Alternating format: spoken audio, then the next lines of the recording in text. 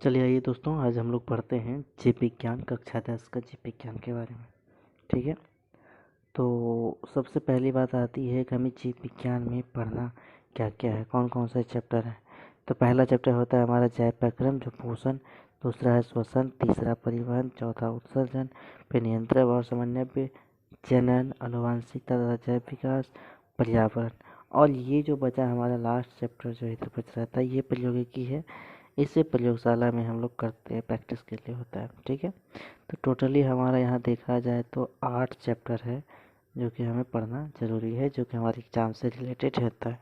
ठीक है, तो आज हम लोग फर्स्ट चैप्टर का ऑब्जेक्टिव क्वेश्चन आंसर को करने वाले हैं। तो चलिए आइए पहले उसको शुरू कर लेते हैं, ऑब्जेक्टिव क्वेश्चन आंसर। ठीक है,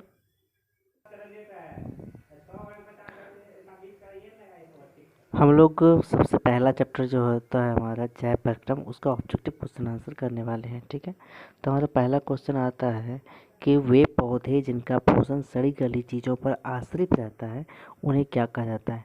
देखिए, वैसा पौधा जो कि सड़ा गला चीज़ पर उपजता है उसे क्या कहते हैं। जैसे कि मान लीजिए ये गोबर होता है, मेरा गोबर सड़ा गला चीज़ है। कहीं पर हम घास है, सूखी घास, तो वो भी सड़ गया है। उस पर जो जीव जो पौधा उत्पन्न हो रहा है तो उसको हम लोग क्या कहते हैं। तो वही बात है, तो इसका आंसर क्या हो जाएगा, मृतजीवी।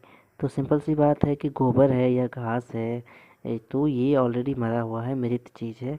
तो इस पर अगर किसी जीव का निर्माण हो रहा है तो उसे क्या बोलेंगे, मृतजीवी बोलेंगे। क्लियर है। चलो दूसरा क्वेश्चन में आते हैं कि स्वपोषी भोजन के लिए आवश्यक है। देखिए, स्वपोषी भोजन के लिए क्या होता है आवश्यक। पहली बात तो स्वपोषी भोजन बनाता कौन है। तो स्वपोषी भोजन जो बनाता है तो वो बनाता है हमारा पौधा। ठीक है, तो पौधा को अब बात रहा कि पौधा को भोजन बनाने के लिए क्या क्या चाहिए। तो पौधा को भोजन बनाने के लिए क्लोरोफिल चाहिए, जो कि हरा पत्ती में पाया जाता है। ठीक है, फिर H2O मतलब जल चाहिए, CO2 कार्बन डाइऑक्साइड होता है और सूर्य का प्रकाश होता है। और हमारा लास्ट ऑप्शन होता है इनमें सभी।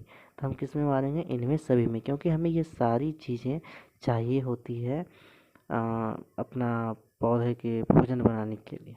ठीक है, क्लियर। 2 नंबर तक आई होप क्लियर होगा आप सभी का। तो हमारा अगला क्वेश्चन आता है कि इनमें से कौन प्रकाश संश्लेषी अंगक है। तो प्रकाश संश्लेषी अंगक, अंग की बात अगर करता तो वो पत्ती हो जाता, लेकिन अंगक की बात कर रहा है तो वो क्या हो जाएगा, आंसर में हमारा हरित लवक हो जाएगा। आप लोग ध्यान दीजिएगा, आंसर हमारा क्या होगा, हरित लवक होगा। ठीक है, हमारा नेक्स्ट क्वेश्चन है वायुमंडल में CO2 का कितना प्रतिशत पाया जाता है। तो वायुमंडल में CO2 कितना प्रतिशत, 0.03% पाया जाता है। ठीक है, ये हमारा सही आंसर है। चलते नेक्स्ट क्वेश्चन पर। हमारा अगला क्वेश्चन आता है कि प्रकाश संश्लेषण प्रक्रम में निम्नलिखित क्या नहीं होता है।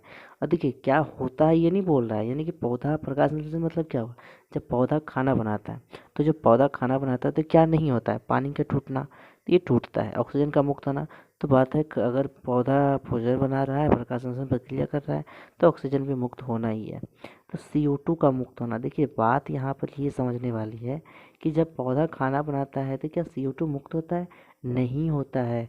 CO2 तो वो लेता है ना, जब वो खाना बनाता है तो क्या करता है, CO2 को लेता है, कार्बन डाइऑक्साइड की उपस्थिति में ही तो खाना बनता है। तो हमारा सही आंसर क्या हो जाएगा, तो CO2 का मुक्त होना। CO2 मुक्त नहीं होता है, बल्कि क्या करता है, वो उसको ग्रहण करता है। क्लियर। चलो हमारा अगला क्वेश्चन है, इनमें से किसके द्वारा अमीबा भोजन का अंतर्ग्रहण करता है। देखिए, किसके द्वारा अंतर्ग्रहण करता है, तो अमीबा जो होता है तो वो टेढ़ा मेढ़ा होता है, राइट। तो इस चीज़ को जो होता है इसको हम लोग क्या बोलते हैं, कूटपाद बोलते हैं। इसी को हम लोग बोलते हैं कूटपाद बोलते हैं। ठीक है, तो इसके द्वारा अमीबा क्या करता है, भोजन का अंतर्ग्रहण करता है। क्लियर हो गया होगा आप लोगों का। देखिए, अगर आप लोग नहीं समझे हैं तो हम आपको अच्छे से समझाने की कोशिश करते हैं। ठीक है, देखिए इसमें दरअसल बात क्या होती है ना कि अमीबा है, मान लीजिए ये अमीबा है मेरा। हाँ, अब यहाँ पे मान लीजिए ये कोई भोजन है, तो ये कूटपाद क्या होता है, ये हाथ इधर से बढ़ाएगा, इधर से बढ़ाएगा, और धीरे धीरे करते करते ये बंद हो जाएगा और ये भोजन अपना खा लेगा। तो बात रही कि अब कूटपाद कहते हैं किसको भैया, तो कूटपाद इसको बोलते हैं जो उसके हाथ की तरह का काम करता है, भोजन को पकड़ने का काम करता है, जो कूटपाद कहते हैं। ठीक है, चलिए हमारे नेक्स्ट क्वेश्चन पे आते हैं। अगला क्वेश्चन आता है हमारा कि इनमें से किस छिद्र के द्वारा ग्रसनिक राजनली से जुड़ा होता है? ग्रसनिक राजनली से किससे जुड़ा होता है? तो निगल द्वार से जुड़ा होता है, राइट है। तो हमारा सही आंसर क्या हो जाएगा? निगल द्वार, ठीक है। हमारा लास्ट क्वेश्चन आता है कि ग्रहणी भाग है, ग्रहणी भाग कहाँ है भाई? तो वो छोटी आंत में होता है ग्रहणी भाग। क्लियर? आज के लिए इतना ही रहने देते हैं क्योंकि हमारा वीडियो काफ़ी लंबा हो जाएगा। तो आगे इसका हम लोग जो कराने वाले हैं वो खाली जगह यानी फिल इन द ब्लैंक्स को कराने वाले हैं। तो नेक्स्ट वीडियो में ज़रूर बने रहिएगा। और आप लोग अगर इस मेरे साथ बने रहते हैं, अपने चैप्टर वाइज क्वेश्चन आंसर करते रहते हैं, तो आपके आने वाले एग्ज़ाम जो कि 2023 में आने वाला एग्ज़ाम है वो बहुत अच्छा जाने वाला है। तो आप लोग प्लीज़ बिलीव रखिए और हमारे साथ बने रहिए। जय हिंद, जय भारत।